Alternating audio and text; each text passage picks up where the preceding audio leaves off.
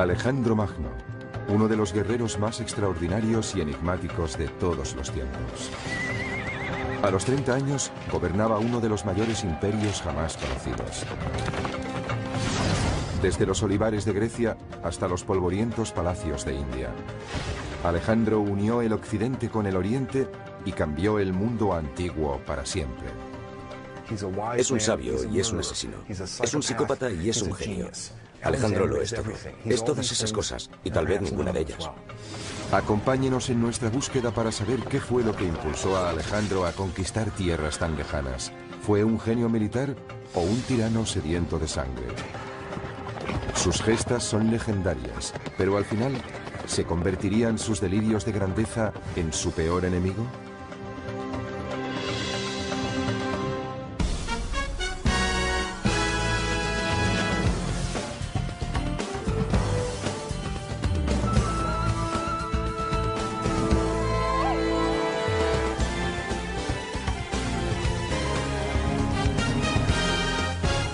Alejandro Magno, el hombre y el mito. Babilonia, junio del año 323 a.C. Alejandro yace en la cama moribundo. Su cuerpo sufre atormentado por la fiebre. Después de 30.000 kilómetros de conquistas y baños de sangre, su persecución de la gloria eterna llega finalmente a su término.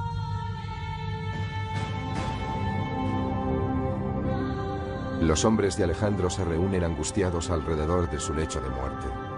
El historiador Plutarco describe la escena.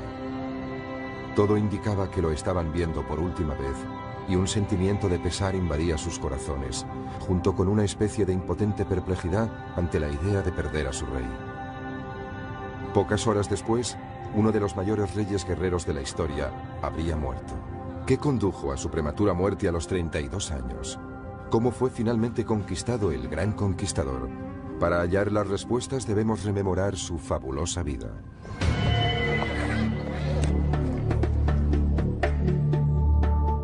Alejandro nació aquí, en Pela, en el norte de Grecia, el año 356 a.C. Hacía tiempo que la edad de oro griega había quedado atrás. En aquel momento, el imperio era una frágil colección de ciudades-estado, fragmentadas y divididas.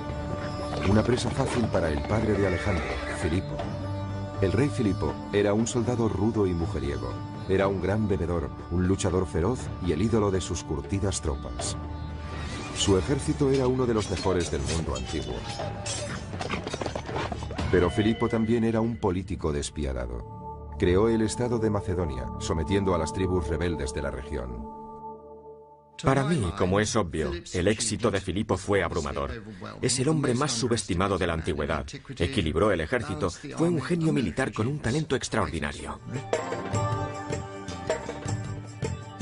Con diplomacia y fuerza bruta, Filipo logró conquistar la mayor parte de Grecia.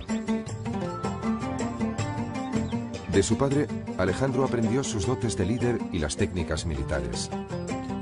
Pero su madre, Olimpia, también ejerció una poderosa influencia en él. De ella heredó su naturaleza apasionada y temperamental. La influencia de su madre debió ser inmensa. Era una mujer poderosa, casi podría decirse que mística. Olimpia era seguidora de diversos cultos religiosos, especialmente el culto a Dioniso, el dios del vino y la pasión.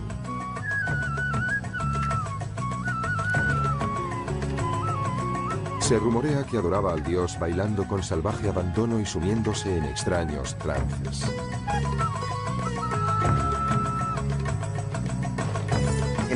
En cierto sentido, Olimpia era tan sobrecogedora e inquietante como su esposo. Poseía una inteligencia excepcional. Era políticamente astuta y dura como el acero. Tenía una actitud muy posesiva hacia su hijo. Sin duda le quería con locura, pero actuaba como su valedora, protegiendo sus intereses personales. Olimpia extendió el rumor que había sido fecundada por Zeus, el rey supremo de los dioses, en la forma de una serpiente. Alejandro se sentiría fascinado durante toda su vida por la idea de que podía ser inmortal. Si su madre y su padre produjeron un fuerte impacto en el joven muchacho, también lo hizo su mentor, el célebre filósofo griego Aristóteles. Él enseñó a Alejandro las maravillas de la cultura griega, sobre todo las grandes epopeyas míticas. Aristóteles inspiró su amor por la Ilíada de Homero, la historia de las guerras de Troya. Sus protagonistas son los héroes cuyas grandes hazañas épicas les proporcionaron poder y fama. Uno de aquellos héroes es Aquiles, el arquetipo del guerrero griego. Ante el dilema de elegir entre una vida larga y corriente o una existencia breve pero gloriosa en el campo de batalla, Aquiles optó por una muerte prematura y la celebridad eterna. Resulta muy difícil subestimar el alcance de la influencia de Aquiles en Alejandro. Según él, Aquiles era su antecesor mítico, por parte de madre. Por tanto, desde una edad muy temprana, Alejandro percibió que Aquiles era el modelo a seguir para alguien como él, que siempre quería ser el mejor entre los mejores, tal como lo relata Homero. Pero era su modelo a seguir en dos sentidos, asumiendo su carácter y rivalizando con él. Es decir, lo que hizo Aquiles, Alejandro podía hacerlo mejor. Alejandro abandonó su hogar durante 3 años para estudiar con Aristóteles. Cuando regresó a los 16 años, su otro modelo, su padre, el rey Filipo, había vuelto a casarse. Peor aún, había tenido otro hijo que amenazaba la privilegiada posición de Alejandro como sucesor al trono. Eso despertó las iras y el resentimiento de Alejandro. Ambos sostuvieron violentas disputas. Eso llenó de amargura a Alejandro y creó una atmósfera muy difícil. De hecho, se trata de un fenómeno que trasciende todas las culturas. Es un rasgo psicológico universal, el de la profunda rivalidad de un hijo impulsado por el incontenible deseo de eclipsar a su padre. La enemistad entre padre e hijo se hizo tan intensa que Alejandro tuvo que exiliarse. Finalmente se reconciliaron, pero la tregua no duró mucho. Una noche de verano del año 336 a.C., Filipo y la familia real se reúnen para celebrar el matrimonio de su hija. El rey se detiene a la entrada para saludar al pueblo. Un hombre surge de la multitud y le asesta un golpe mortal. Se cree que fue un examante ultrajado. Como muchos griegos de la época, Filipo tenía tanto amantes femeninos como masculinos. Filipo murió al instante. El asesino fue ejecutado allí mismo, antes de que la tortura pudiera hacerle revelar posibles cómplices en las altas esferas. ¿Actuó en solitario o hubo otros que conspiraron con él? Algunos historiadores creen que el asesinato pudo ser instigado por Olimpia, la taimada madre de Alejandro. Al fin y al cabo, Filipo la había rechazado por una mujer más joven. Me inclino a pensar que Olimpia estuvo involucrada. Después de todo, había sido relegada de su posición de honor. No iba a quedarse con los brazos cruzados. No hay nada más peligroso que una mujer despechada, incluso en Macedonia. ¿Y qué decir de Alejandro? ¿Pudo tomar parte en la muerte de su padre? Si nos preguntamos quién salió más beneficiado del asesinato de Filipo, la respuesta es Alejandro. Porque en el momento de su asesinato, Filipo estaba a punto de partir hacia Asia para iniciar una gran campaña de conquista. Alejandro no iba a tomar parte en ella. Iba a quedarse en casa, presumiblemente como regente. Pero no hubiese podido alcanzar la gloria que proporciona la intervención en una gran campaña. Y la gloria era precisamente lo que Alejandro perseguía por encima de todo. Cualquier sospecha hubiese enfurecido a los nobles macedonios cuyo apoyo necesitaba, y obtuvo. Con solo 20 años, Alejandro fue coronado rey. Cuando ascendió al trono, Alejandro heredó un gran ejército, pero también una gran inestabilidad política. Tardó un año en sofocar una rebelión en Grecia y consolidar su poder. Pero Alejandro no se conformaba con Macedonia. Su creciente impaciencia y su ambición le hacían querer más. Fijó su mirada en el enemigo ancestral de Grecia, los persas. El imperio persa se extendía desde la actual Turquía hasta Pakistán. 150 años antes, los persas habían incendiado la ciudad de Atenas y destruido sus templos. Este crimen de guerra nunca cayó en el olvido. Filipo, el padre de Alejandro, planeaba invadir Persia antes de su muerte. Ahora, Alejandro tendría su oportunidad para vengarse. Suscribo la idea de que la maníaca ambición de Alejandro está alimentada por el enorme éxito de su padre. Alejandro es como una chispa encendida por Filipo, y es una chispa muy, muy poderosa. Más bien es una llama abrasadora. Esa llama abrasadora estuvo a punto de consumir al propio Alejandro. Durante su corta vida, Filipo le alentaría, retándole a lograr proezas cada vez mayores, en un esfuerzo por demostrar que era lo bastante bueno o tal vez incluso mejor que su padre. Con el fantasma de Filipo a sus espaldas, Alejandro parte para recorrer el sendero hacia la gloria. En el año 334 a.C., Alejandro cruza el Helesponto con su ejército. Inicia así una epopeya de 11 años de ambición y conquista sin precedentes que cambiará la faz del mundo antiguo para siempre. Su primera parada, los muros en ruinas de Troya, para rendir homenaje a su héroe de la niñez, Aquiles. Él y Hefestión, del que se decía que era su amante, visitan la tumba de Aquiles. En el escenario de la mítica Gran Batalla de Troya, Alejandro se prepara para su propia conflagración épica. Su oponente, uno de los hombres más ricos y poderosos de la tierra, el rey Darío III. El monarca persa no tiene ni idea de la fuerza a la que se enfrenta. Alejandro ha recibido un valioso legado de su padre, uno de los ejércitos más disciplinados y mejor entrenados del mundo antiguo.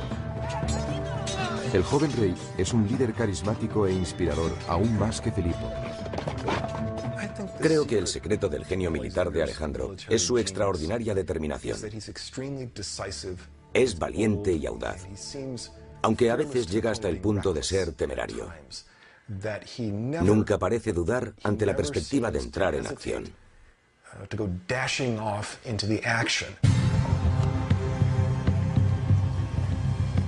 Los invasores marchan hacia el sur hasta Isos, en la actual Turquía. Las tropas de Alejandro se ven superadas en número por el ejército de Darío. Pero esos son exactamente la clase de desafíos que le gustan a Alejandro. La capacidad de adaptación de Alejandro es el rasgo característico de un gran general. Los generales más grandes de la historia militar son capaces de hacer eso. Logró evaluar la situación en un abrir y cerrar de ojos. Después concibió un plan con el que superó obstáculos que parecerían infranqueables a cualquier otro alto mando. Alejandro calibra las fuerzas de su enemigo con rapidez. La infantería está protegida por los arqueros, una señal indudable de que Darío no confía en sus soldados de a pie.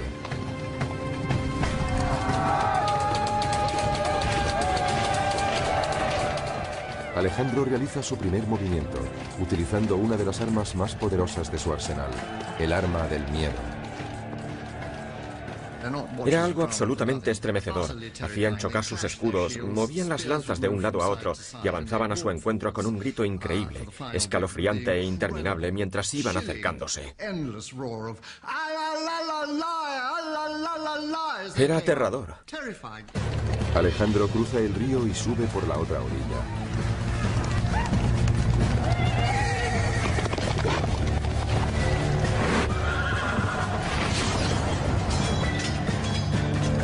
En el caos subsiguiente, el flanco izquierdo de los persas se desmorona.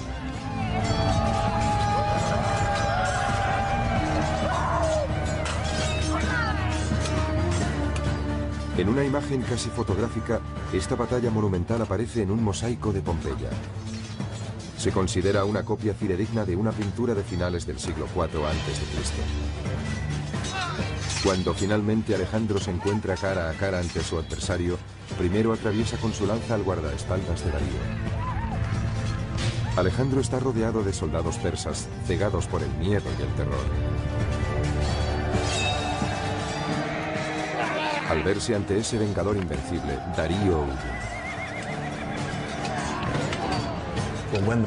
Cuando el ejército persa ve a su gran rey huyendo de esa forma, ¿cuál puede ser la reacción de las tropas? Resulta un impacto psicológico increíble sobre los persas. Desde ese mismo instante, la batalla está ganada. Sin embargo, Alejandro es implacable. Al final del día, más de 50.000 persas yacen muertos. ¿En su peor enemigo?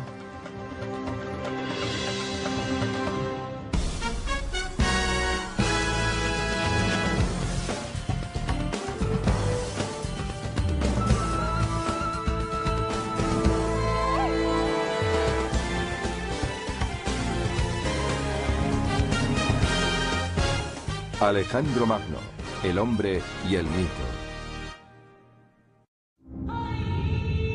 Babilonia, junio del año 323 a.C. Alejandro yace en la cava moribundo. Su cuerpo sufre atormentado por la fiebre. Después de 30.000 kilómetros de conquistas y baños de sangre, su persecución de la gloria eterna llega finalmente a su término.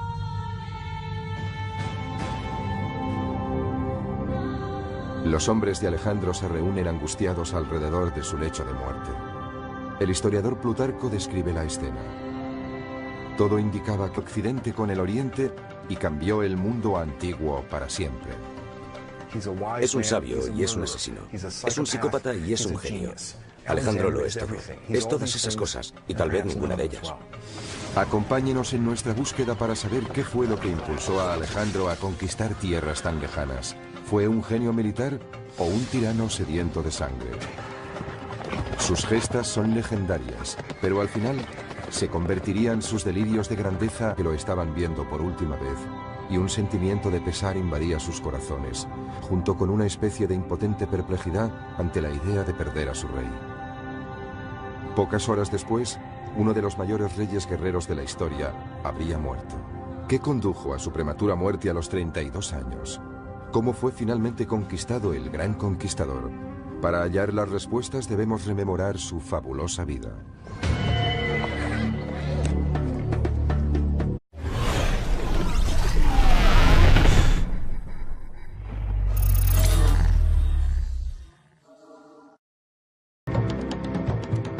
Alejandro Magno, uno de los guerreros más extraordinarios y enigmáticos de todos los tiempos. A los 30 años, gobernaba uno de los mayores imperios jamás conocidos. Desde los olivares de Grecia hasta los polvorientos palacios de India. Alejandro unió el